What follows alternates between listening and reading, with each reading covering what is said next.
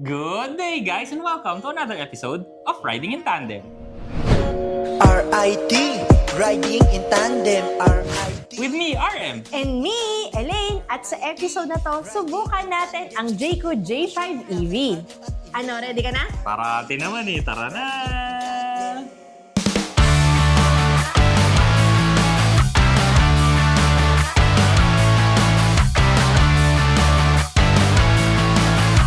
Ang makina nito ay pure electric motor. May maximum power ito na 155 kilowatts at may maximum torque naman na 288 Newton meters. Ang battery capacity nito ay 58.9 kWh at ang driving range ay 461 kilometers.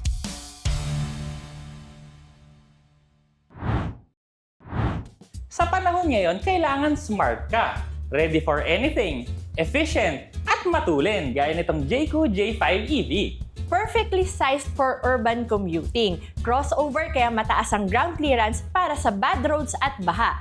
At matipid din to sa running cost dahil electric vehicle. Styling-wise, clean and classy ang dating. Medyo boxy pero makinis ang mga kanto. Ang mga headlights naka-projector LEDs. May LED DRLs din. Yung gitna ng dalawang headlights may clear cover. Tapos yung brand name nandun sa loob. Parang jewelry na nakadisplay sa showroom, no? Ang ganda! May maliit na grill siya sa ilalim ng bumper. Ito din yung part na may hint na hindi basta-basta tong sasakyan. High-tech design na may perforations pa. At ang nakalagay BEV, Battery Electric Vehicle. May sensors din to sa ibabaw for ADAS, camera at parking sensor sa unahan. Sa sides naman, European ang dating. Floating roof yung design, yung spoiler niya nakalabas pa sa likod, may mababang roof rail, mataas ang beltline, tsaka nakadugtong siya sa headlights to taillights. May konting matte body moldings, 184mm ang ground clearance, at naka 18-inch rims na to kaagad. Stock yan ha! Ang size ng gulong 235/55R18. Elegante naman dito sa likod, pang mayaman ang dating. Manipis lang yung taillights pero napakaliwanag naman sa gabi. May spoiler na may third brake light, defogger, backup camera at rear parking sensors. May slightly sporty diffuser sa ilalim, tsaka may rear fogs pa sa gitna. Pagpasok mo naman dito sa loob ng sasakyan, no? Classy, may ambient lighting pa, may parang carbon fiber design, merong mga metallic accents sa gilid. So, hindi siya tinipid. Maganda dito sa loob, ha? At saka yung pinaka-layout niya kasi malinis. Ang screen nito 13.2 inches na may Android Auto, Apple CarPlay at lahat na rin ng controls ng sasakyan nandito. Yung instrument cluster naman natin 8 inches. Yung screen nito, wala nang masyadong mga pindutan, di ba? Wala nang mga aircon dito, lahat nasa screen. Pero, alam niyo yun, hindi na kasi talaga uso yung mga buttons ngayon. Kasi ano na ngayon, voice control. So, ganito lang yung gagawin mo. Hello, Jayco. Hello. It's too cold. Okay. So, ano nangyari? Yung climate control niya, naging 20.5 na. So, from 16, naging 20.5. So, pwede kasi yun or, hello, Jayco. It's cold. Yon. So, pag it's too cold, 4 degrees yung diferensya.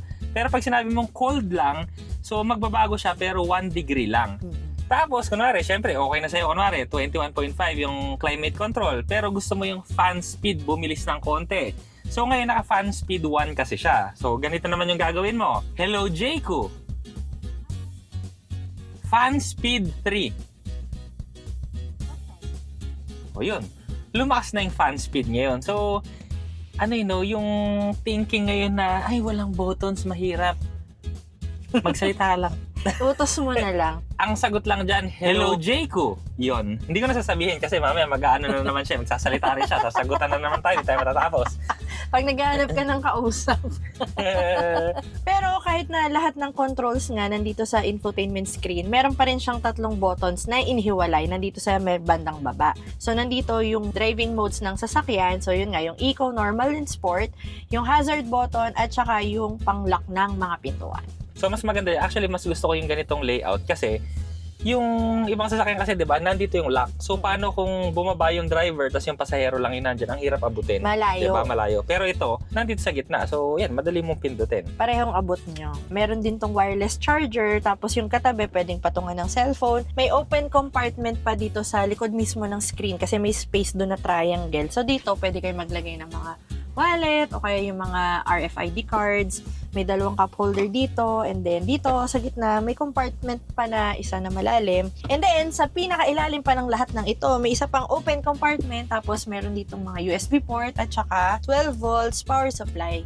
Ang manibela nito, leather wrap. So, sa left side, meron siyang adaptive cruise control. Tapos, sa right side naman, may control siya para sa infotainment system. Pero, meron din ditong pindutan para sa hands-free function. So, yun din yung mag-uutos ka kay Jayco. Pero, sabihin mo lang naman eh, hello, Jayco! Maganda rin yung manibela nito kasi yung bandang gitna niya, no, meron siyang design na parang may mga line-line, yung mga stitchings niya, blue, meron pa siyang silver na accents dito sa bandang baba. Social talaga yung dating niya. Ang dashboard nga rin pala nito, no, flat yung design sa ibabaw. So wala na siya yung umbok dito sa instrument cluster. Kaya mas kita mo lahat, walang harang. Tsaka ako, bilang babae, mas matatansya mo yung harap ng sasakyan. Yung shifter din nito, dahil nga wala dito sa gitna, no? Kasi maluwag talaga dito sa gitna, nandito siya sa likod ng manibela. So, ganun lang din, drive, pababa, reverse, pataas, tapos pag park, pindutin mo lang yung dulo niya. Sa left side naman, ito yung, syempre, signal light pa rin, tapos sa wiper, so nandyan. Tapos yung mga controls naman para sa ilaw, nandun sa bandang baba. Pero, actually, hindi mo na rin masyadong gagamitin kasi dito yung switch ng ilaw, kasi naka-automatic naman siya. Pag dumilim, kusa namang mag-on yung headlights mo, so parang, na lang siya dyan, just in case, pero hindi mo talaga gagamitin. Yung control ng fog lights yon. Pagka yung sa fog lights sa likod, gusto mong i-on, may button para doon. May sunroof din to at 540-degree view camera. Yung mga upuan, komportable, tamang-tama yung bolstering sa akin. Leather wrap siya na merong mga perforation sa gitna, merong blue lining and blue stitching sa mga gilid, at ventilated seats tong parehong upuan sa harap. Maluwag na maluwag yung space dito sa unahan. Kasyang-kasya kaming dalawa, no? Hindi naman kami nagtatamaan ng siko. Yung space namin sa ulo, maluwag, walang problema sa space. Pero tingnan naman natin kung kamusta yung space sa likod. Dito naman sa second row, maluwag na maluwag pa rin. 2 fist yung knee room ko, 1 dangkal naman yung headroom ko. Ito yung normal driving position ni RM. So, yung mga upuan nito, leather wrap din, tapos perforated yung gitna. Merong mga blue lining and blue stitching na kasama. Merong center armrest na may 2 cup holders. Magkabilaan, merong hawakan, may ilaw, may sabitan sa B-pillars, may seat back pockets, may bottle holders. Dito sa gitna naman, merong aircon vent, tapos may type A USB port, may 3 3-point seat belt, and ISOFIX letters. Automatic na nagbubukas ang tailgate. Meron din siyang removable na cargo cover. Sa ibabaw, meron siyang early warning device. Meron din tong mga talian, merong power supply din sa likod, at saka meron siyang ditagong hook sa magkabilang gilid. Meron din tong compartment sa gilid na malalim. Tapos yung floor nito, meron siyang 2 layer, no? So, pwedeng nakaibabaw na kagaya nito para flat, no? Mas madali magpasok ng gamit. Or, kung marami kang ilalagay na gamit, pwede ito dun sa lower na level. So, sa lower level naman, makakapaglagay ka ng mga gamit na matataas. Tapos, sa pinakailalim nito, may lalagyanan siya ng spare tire. So, kung kailangan mo talaga ng spare tire, pwede kang maglagay doon. Pwede mo na rin doon ilagay yung mga tools mo or yung charger mo, kagaya nito. So, meron tong charger at saka available din pala dito yung V2L. So, pwede mo rin gamitin yung kuryente ng baterya para sa mga appliances mo sa labas ng sasakyan. For emergency, kung mawala ng kuryente sa inyo, pwede mong gamitin sa ilaw, electric fan, di ba? Very good. At kung kailangan mo naman ng mas maraming space, 60-40 folding din yung second row seats. So, hindi ka nakakapusin dyan, napakalaki na yan.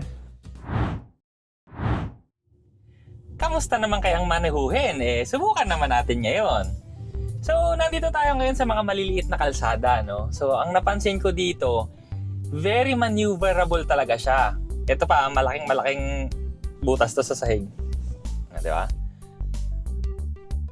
So, aside sa very maneuverable siya sa mga ganitong tight spaces, maganda rin yung suspension niya kasi kagaya no, napakalalim nung butas na yon, pero okay lang yung bagsak natin. Tapos mataas din yung ground clearance, kaya alam mo yun, wala akong kaba na, ay baka sumabit. Wala, kasi mataas ang ground clearance nito eh. Ang steering talaga napakalambot niya, tapos dahil nga electric vehicle to, kahit pa meron siyang shifter, no, hindi mo mararamdaman yung shifting kasi parang isang tuloy-tuloy lang siya. Tsaka yun yung kinaganda rin niya, no? Kunwari, ganitong mga traffic. Pag tinadyakan mo yung accelerator, talaga siyang mag-a-accelerate. As in, ramdam mo talaga. Merong baon upuan factor talaga siya. So, kunwari ganyan, paunahin lang muna natin sila ng konti. Tapos kunwari, gusto mong mauna ka, o di tadyakan mo. Pag tadyak mo, yun talaga, napakatindi. So, kahit umaandar ka na mga 25 kilometers per hour, tadyakan mo, ayan na naman. Hindi lang sa mga traffic mo magagamit yan actually. Kung kunwari, medyo nagmamadali ka, no? Or meron kang emergency na kailangan mong overtaken, hindi ka mahihirapan. Kasi napakalakas ng power nito. Dahil electric vehicle, instantaneous yung torque. Kaya pagtapak mo, ayan na kaagad. At dahil nga electric vehicle to, tahimik na tahimik sa loob. Meron lang kayong maririnig na parang ang sabi ni Arm kasi parang spaceship, pero sa akin kasi parang siyang yung nagle-levitate na na sound. Pero naman kasi yon para dun sa mga tao na nasa labas. Kasi nga tahimik yung sasakyan para alam nila na merong parating. Kasi minsan di nila napapansin, naglalakad sila, ay may sasakyan na pala, lalo na pagka ganito katahimik, walang ingay. Ngayon, nandito tayo sa city, yan, sobrang traffic, nakita nyo naman sa tabi-tabi natin, no? Marami talagang sasakyan. Ang gamit ko lang eco mode kasi hindi ko naman kailangan humataw. Pero yung kanina na nando, no, na tinatadyakan ko siya, eco mode pa rin yun. So, ganun siya katulin. As in, eco mode pa lang. Parang sport mode na ng iba. Very maneuverable talaga. Kasi palengke itong dinadaanan natin. No? So, may mga nakapark sa gilid, makitid yung kalsada. May mga nakatayo, may mga tumatawid, may nakamotor, may nakabike, may naka-e-bike. Halo-halo. Pero perfect na perfect kasi to. Kasi nga, very maneuverable. Yung size niya hindi ganun kalaki. So, hindi ka mahihirapan. Kasi pag sobrang laki ng sasakyan mo, syempre, mas mahirap siyang dalhin sa mga ganitong kalsada. Syempre, pag nasa Manila ka, di ba? Puro ganun naman puro masisikip, di ba? Pero, in fairness naman, kahit nga medyo compact yung size dito sa labas, tinan nyo naman, kasyang-kasya kami dalawa ni Elay. Nakarelax lang kami. Hindi kami nagtatamaan ng siko. Yung knee room namin, napakaluwag. Kahit sa likod, napakaluwag. Pati yung cargo space niya, napakaluwag. Para lang ma-try natin, ililipat ko siya sa normal mode. Tapakan ko lang ng mabilis. Grabe talaga. Pag sinagad mo siya, medyo naririnig ko na yung gulong na talagang yung medyo nagagalit na yung gulong sa lakas ng power niya, no? Medyo gano'n na siya. Pareho sila nung eco na instant pero mas malakas lang talaga yung hatak ng normal sa eco. Pero kung ako yung gagamit nito, baka hindi na ako magganito na normal, masyado nang malakas to para sa akin Yung eco okay na Almost teleport-like na yung speed Around 7 seconds kasi yung 0 to 100 kilometers per hour na speed nito. So, ang lakas talaga niya. So, ngayon naman, ilipat ko na rin siya sa sport mode para matry lang natin. Tapos, banatan ko lang isa. Ay. Grabe talaga. Ay, yun yung may parang Hindi na, talagang as in yung tiyan mo pumapasok na dito sa loob na gano'n. Yung kung gusto mo parang magpalit ng tiyan, pwede sa ito, no? Yun yung may iwan kaluluwa feels. G-force na talaga yung feeling niya. Yun saglit lang yung ginawa natin. Parang 2 seconds lang yun At saka hindi siya nawawala ng power, yung tuloy-tuloy talaga siya. Kung hindi mo gagamitin na yung normal, okay na sa'yo yung eco. Lalo nang hindi mo magagamit yung sport. Hindi ko na, para sa driving ko hindi ko na magagamit tong sport, pero depende na sa yan. Binili mo to, sige, gamitin mo. Kung kailan mo gusto, sige ka. Pero ako dun lang sa eco, balik ko na nga sa eco. Yan. At saka mas maganda kasi sa eco mode, mas swabe yung bigay ng energy, mas komportable ka dito sa loob, at saka mas makakatipid ka rin. Kasi yan ang sekreto sa mga electric vehicles Dapat gradual yung acceleration mo, at saka pagka pabagal ka naman, dapat gradual din yung pag-slow down mo para nakaka-regenerative braking siya. So isa pa yun, yung regenerative braking. Pagka nagsuslow down ka, so imbis na gumagamit ng brake pads yung sasakyan, nagre-regenerate ng power para madagdagan yung battery ng sasakyan. Di ba? Namreno ka na, nadagdagan pa yung range ng baterya mo, di ba? Yan ang maganda. Kasi pagka kunwari nag-gas ka, pagka nag-accelerator ka, sunog na yung gas mo. Imposible mo nang maibalik yun galing sa hangin tapos ibabalik mo ulit sa tangke ng gasolina mo. Imposible yun. Pero ito, yung energy, yung kinetic energy, maibabalik mo ulit sa baterya. Taray, kinetic energy. Kasi may motion kasi yung sasakyan natin, di ba? Yun, na-harvest niya ulit. Pero hindi kasi yun yung pinaka-bentahin nito. Ang bentahe talaga nitong electric vehicle, no, mas makakatipid ka talaga sa Running cost. Oo, kasi ganito pagka nagpagas ka, 80 pesos, o 75 pesos to 80 pesos yung gas per liter. Pero dito kasi, 15 pesos lang ang kuryente sa bahay mo per kilowatt hour. Pag inad-add mo yan, mga lang to, mga siguro 2 to 3 pesos lang to. So pag inad-add mo kasi tansya ko lang mga 2 pesos siguro to. Maximum na yung 3 pero feeling ko mga 2 pesos lang to per kilometer kasi maliit lang siya, aerodynamic. Malaki talaga yung matitipid mo. Compare mo siguro pagka nasa 80 pesos kasi mga 7 to 8 pesos ang per kilometer mo sa internal combustion engine. Tapos dito mga 2 to 3. Mga 5 piso yung matitipid mo sa 1 kilometro. So kung i-add mo kasi yun sa paggamit mo ng paggamit, malaki matitipid mo talaga. Yun yung una yung mararamdaman actually, yung tipid. Natatansya mo kung kailan ka kailangan magpagas. Dito kasi, pagka yung doon na sa bill mo ng kuryente, yung pang isang buwan, doon mo makikita na, ito lang yung nadagdag sa kuryente ko. Tapos compare mo doon sa pinapagas mo sa isang buwan. Malayo yun. Ang feeling sa amin paggamit ng EV, yung isang buwan na ginagamit mo sa EV, isang full tank mo lang. Oo. Ganon yung feeling sa amin ng EV. Di lang yan, no? Kasi yung maintenance din ng EV matipid lang. Kasi nga, walang mga langis-langis. So, yung mga basic lang, like kunyari, brake pads, yun lang yung kailangan mong gastusan. Oo, yung mga gulong, ganon. Pero, yun nga, kagaya niyan, brake pads, dahil nga may regenerative braking ka, hindi rin siya basta-bastang nagagasgas. So, yung brake pads mo talagang mas matagal. Oo. Pero basic naman sa mga ibang sakyan, syempre gulong. Hindi ka na makakatakas doon. No? Hindi naman pwedeng di lagyan ng gulong yung sasakyan mo. Syempre kasama yun. At dahil nga EV din, no, kasi nga instantaneous yung power niya, yung bigay niya ng power. So, yung tapak nyo, dapat banayad lang para yung gulong nyo rin mas matagal. Sa convenience naman ng driving, no, meron din tong adaptive cruise control. I-set mo lang siya kung saan na siyang mag-a-accelerate at kung saan na rin siyang magbe-brake, no, gamit yung adaptive cruise control. Napakaginawa nito lalo na kung long distance driving kasi kaya talaga nitong mag long distance driving. 400 kilometers nga ang 400 plus kilometers ang kayang takbuhin nito. So napakalayo na nun. Kung city-city ka lang, hindi mo kayang ubusin sa isang araw yon. Promise, kahit 2 araw.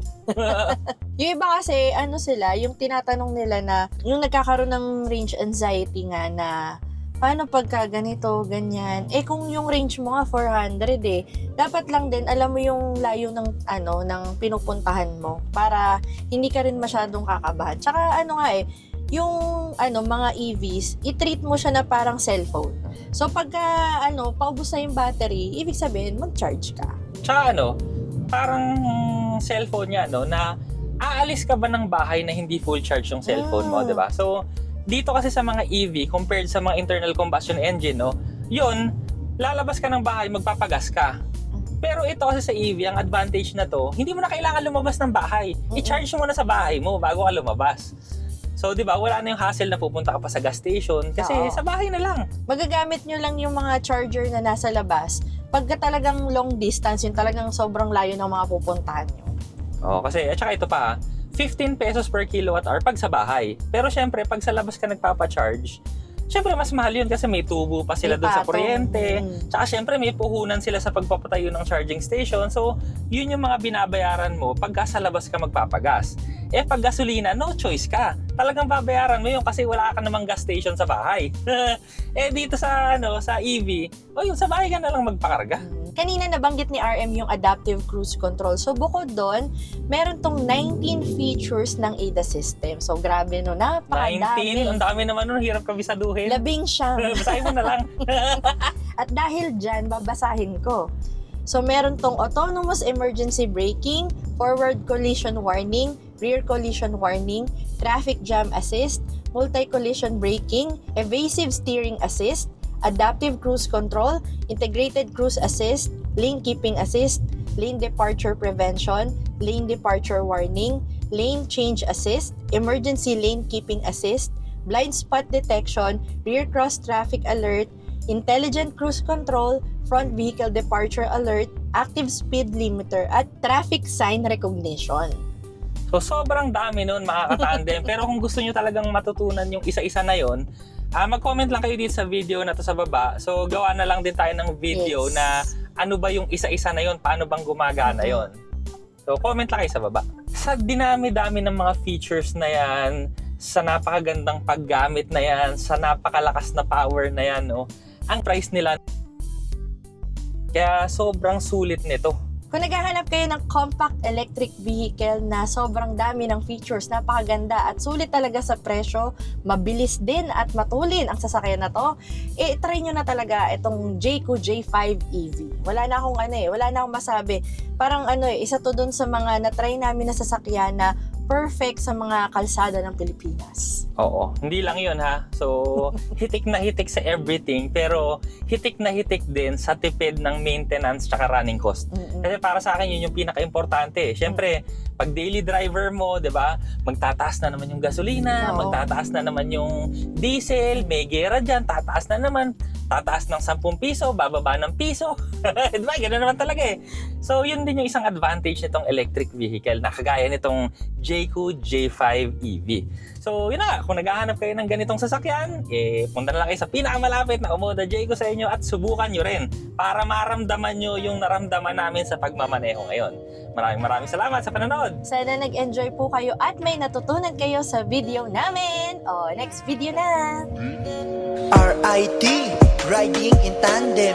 RIT, riding in tandem. RIT, riding in tandem. Siksik na impormasyon mula kay RM at Elaine.